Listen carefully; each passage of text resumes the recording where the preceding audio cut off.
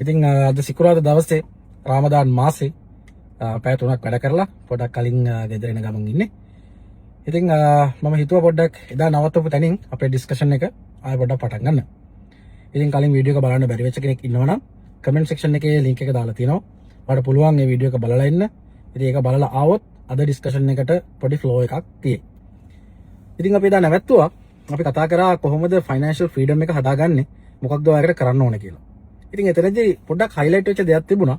ඒ තමයි financial freedom එක හදාගන්න නම් ඔයා හොඳ පැසිව් ඉන්කම් එකක් හදාගන්න ඕනේ. ඉතින් පැසිව් ඉන්කම් එක මොකක්ද කියලා අපි කතා කරා.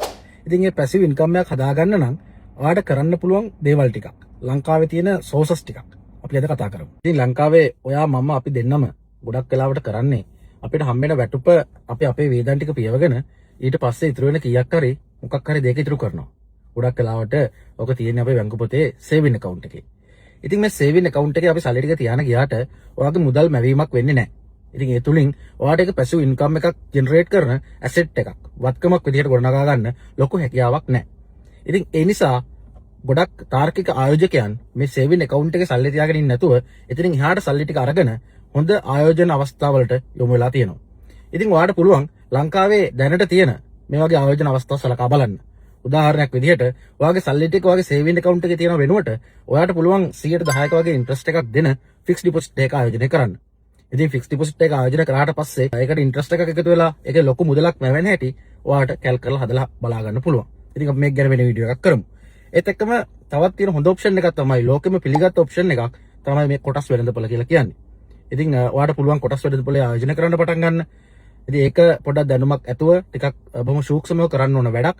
ඉතින් ඒත් එක්කම ලංකාවේ ද ඉකොනොමික් ක්‍රයිසිස් එකකින් පස්සේ ගොඩක් කන්ස්ට්‍රක්ෂන් ප්‍රොජෙක්ට්ස් පටන් ගන්න.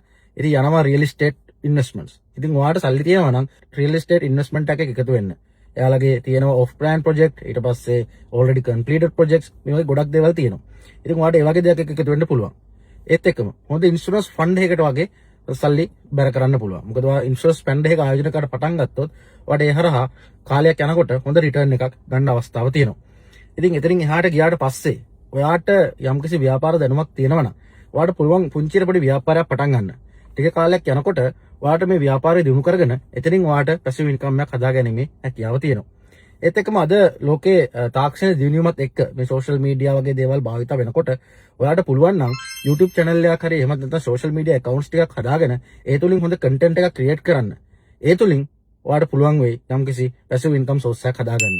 ඔයා හිතන්න ඔයා ලේඛකයෙක් කියලා. ඔයාට පුළුවන් නම් නවකතාවක් ලියලා ඒ නවකතාව මාකට් එකට දාන්න. ඒ මාකට් එකේ නවකතාව පොත විකිරණ වාරයක් පාසා ඔයාට සල්ලි හම්බෙයි. ඔයාට නැවත කැපකිරීමක් කරන්න වෙන්නේ නැතුව. ඉතින් මේ වගේ ගොඩාක් සෝසස් තියෙනවා. ඔයාට මේ වගේ දේවල් වලට යොමු වෙලා ඔයාට පුළුවන් ඔයාගේ පැසිව් ඉන්කම් සෝස් එකක් හදාගන්න. ඉතින් මේ ආයෝජනය කරනකොට තවත් වැදගත්ම දෙයක් තමයි එකම ආයෝජන මාර්ගයක් තෝරගන්න නැතුව ඔයාට මේ කඩලා කීපයක කරන්න පුළුවන්. ඉතින් අපි තව වීඩියෝස් කීපයක් අරන් එන්නම් කොහොමද මේක තීරණය ගන්න කියන එක පිළිබඳව. ඉතින් ඔයා මෙහෙම ආයෝජනය කරන්න යනකොට මේ සමාජයේ ගොඩක් මිනිස්සු ඉන්නවා ඇවිල්ලා කියනවා ඔයා අපිට සල්ලි දාන්න අපි ඔයාලට මෙච්චර රිටර්න් එකක් දෙන්නම් කියලා. ඉතින් ඒ කියන දේවල් වලට ගොඩක් වෙලාවට අහු වෙන්න එපා. ඉතින් හොඳ ඔයාලට විශ්වාස කරන්න පුළුවන් තැනක විතරක් ඔයා ආයෝජනය කරන්න වග බලා ගන්න. මොකද හැමතැනම පිරමීඩ කාරයෝ ඉන්නවා, වැවිලි කාරයෝ ඉන්නවා, ඊට පස්සේ ෆොරෙක්ස් උගන්වනවා කියලා ඔයාව අන්දන තවත් මිනිස්සු ඉන්නවා. ඉතින් ඒ වගේ අයට අහු වෙන්නේ නැතුව ඔයාලට විශ්වාස කරන්න පුළුවන් තැනක ඔයාගේ මේ ආයෝජනය පටන් ගන්න.